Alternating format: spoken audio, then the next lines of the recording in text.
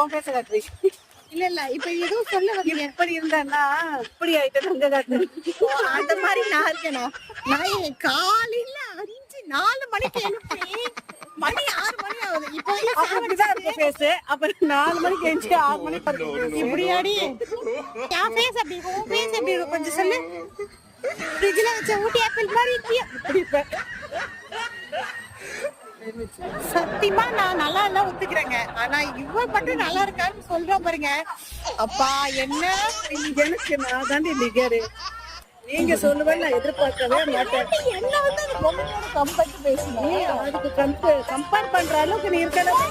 ஓ இந்த பொம்மை பண்ற அளவுக்கு அது சந்தோஷப்பட்டு வாயை திறக்குது பாருங்க. வா அந்த வாவ் எஃபெக்ட் தான் அது. நமக்கு ஈக்குவலா ஒருத்தங்க இருக்காங்களேன்னு. வா